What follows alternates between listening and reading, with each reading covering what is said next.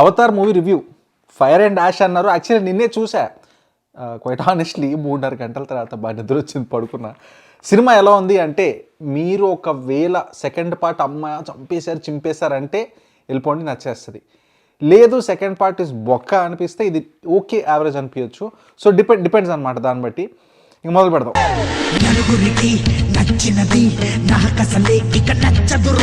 Hello guys, welcome to barrel pitch meetings. కొత్తగా వచ్చినట్టు like share subscribe చేసుకుంటూ వెళ్ళిపోండి.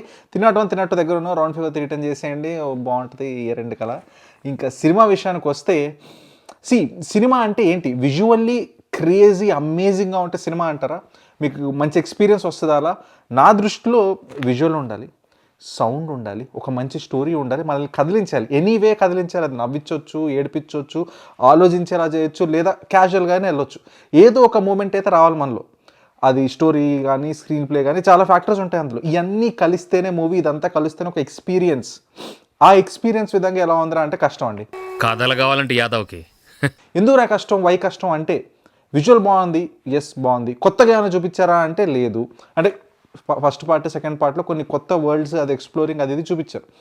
నేను క్వైట్ ఆనెస్ట్లీ ఫైర్ అంటే ఇంకా ఫైర్ పీపుల్ కొత్తగా ఇంకేదన్నా ఉంటుందేమో అని అనుకున్నా, కానీ అదే జనాల్ని మసిపూసి మారడికాయ చేసినట్టు నిజంగా లిటరలీ మసిపూసేసి ఫైర్ అండ్ యాష్ అంటే ఎలా అండి. Next and most irritating part అండి ఏంటంటే, విలన్ గాడు సావడు, వస్తాడు సస్తాడు రిపీట్, వస్తాడు సస్తాడు రిపీట్, ఆడు సావడు. ఇందులో కూడా నాకు డౌటే, ఈ స్పాయిలర్ అలర్ట్ అనుకోండి, కానీ ఇందులో కూడా మళ్ళీ ఎస్కేప్ లానే అనిపిస్తుంది. మళ్ళీ క్లైమాక్సా? ఇందులో ఫైర్ పాప కూడా అంతే, ఒక villain fire and dash villain అన్నట్టు చూపిస్తారు. తను అంతే కన్వీనియంట్లీ ఎక్కి గుర్రం ఎక్కి సంథింగ్ ఎస్కేప్. ఏం జరుగుతుంది ఇక్కడ నాకు అర్థం కావట్లా. ఒక సినిమా ఒకటి ఎస్టాబ్లిష్ చేసినప్పుడు చూపించుకుంటూ వెళ్ళాలండి. ఇంత 3 పార్ట్స్, ఇది ఈ సినిమాతో 3 పార్ట్స్ అయింది కదా. కమాన్, ఐ హ్యావ్ సమ్ క్వశ్చన్స్. ఎవరైనా నేను చూసాను, బాగానే నిద్ర వచ్చినా కానీ సినిమా మిస్ అయ్యి ఉంటే, ఆబ్వియస్లీ నేను హ్యూమనే కాబట్టి మిస్ అయ్యి ఉంటే కింద రాయండి, నేను చూస్తాను. అసలు హ్యూమన్స్ ఎంతమంది, ఎన్ని మెషిన్స్ ఉన్నాయి అంటే, ఈ దాంట్లో జరిగిన యుద్ధంలో 50% ఎక్విప్మెంట్ వాడారా, 100% ఎక్విప్మెంట్ వాడారా, 100% జనాలు వచ్చారా, ఇంకెంతుంది ఆర్మీ అక్కడ? హీరో వాళ్ళ వాటర్ ఆర్మీ ఎక్కడుంది? సడన్గా వచ్చేస్తారు, ఆ గృహం నుంచి ఈ గృహం నుంచి 20-30 మంది, ఎంతమంది మిగిలారు? ఇంకా కొత్త గృహాలు ఉన్నాయా, కొత్త జనాభా ఉందా? ఇప్పుడు హీరో వాళ్ళ ఆర్మీ ఎంత? సో ఈ క్లారిటీ లేదు. ప్రపంచం మొత్తం ఎంత ఎక్స్ప్లోర్ అయ్యిందో, 100% ఎక్స్ప్లోర్ చేశారా, 50%నా, ఇంకో కొత్త రకమైన జనాలు ఉన్నారా, తెలీదు. సో మనల్ని ఇప్పుడు there are 2 ways of story telling అండి. నాకు ఫస్ట్ది ఇష్టం. ఫస్ట్ది ఏంటంటే, మీకు అంతా చూపించుకుంటూ వెళ్తారు, మీరు ఎక్కడో గమనించకుండా, మీకు తెలియకుండా జాగ్రత్తగా దాచున్న దాన్ని సడన్గా తీసుకొచ్చి చూపించడం ఉంటుంది కదండి. మీరు ఇది సినిమాలో చూశారు కానీ లాస్ట్లోకి వచ్చింది అని, అది బాగుంటుంది. ఇప్పుడు సినిమాలో మీకు ఓన్లీ ఒక బెడ్రూమే చూపించి హాల్లో ఉన్నాడు విలన్ అంటే ఎలా అర్థమైందా? మీకు తెలియదు అక్కడ ఏముందో. సో ఈ ప్రపంచం కూడా నాకు అంతే అనిపించింది.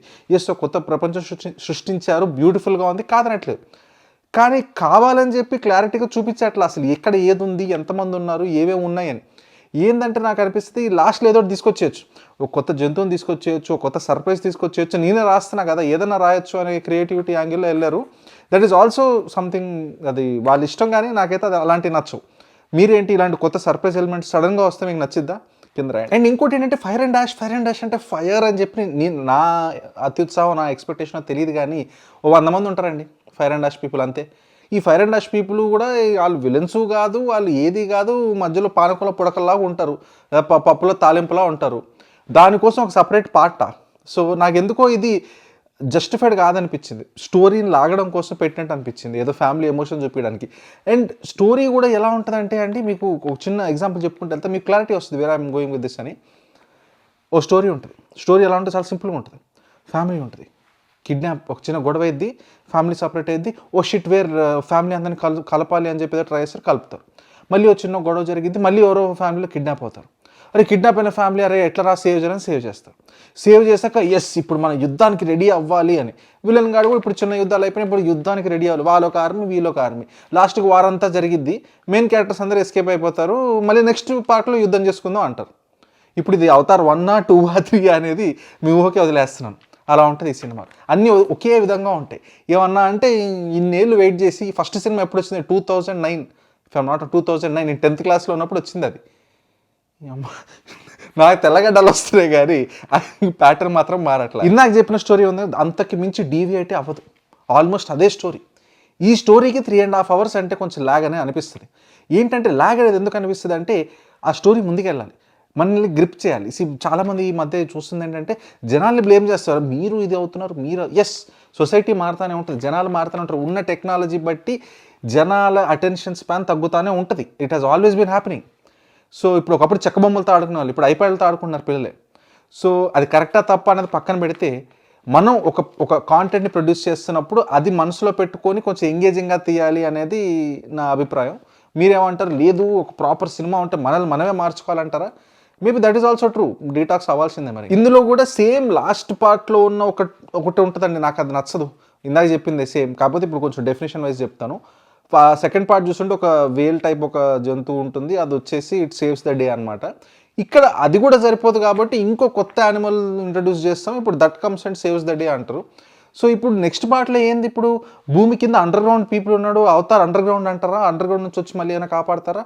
So that is what I'm trying to say. ఒక ఐడియా లేదు, ఒక ఐడియా లేదంటే ఇప్పుడు నెక్స్ట్ ఏంటి, ఇప్పుడు దేని గురించి యాంటిసిపేట్ చేయాలి. ఇప్పుడు మీరు స్ట్రేంజర్ థింగ్స్ చూస్తుంటే వితౌట్ స్పాయిలర్ చెప్తాను, అది ఒక బిగ్గర్ స్టోరీకి ఎక్స్పాండ్ అవుతూ ఉంటుంది, ఒక క్లారిటీ మెయింటైన్ చేస్తూ ఉంటుంది, లాజిక్లన్నీ సాటిస్ఫై చేసుకుంటా.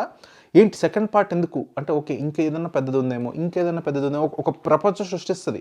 ఇక్కడ ఏముందంటే ఈ సిటీ హైదరాబాద్లో ఒక గొడవ అవుతుంది, అరే మన పోర్ట్ ఏరియాకి వెళ్దాం, పోర్ట్లో ఒక గొడవ అవుతుంది, పోర్ట్ నుంచి మళ్ళీ ఇక్కడికి వచ్చినప్పుడు గాల్లో ఒక గొడవ అవుతుంది.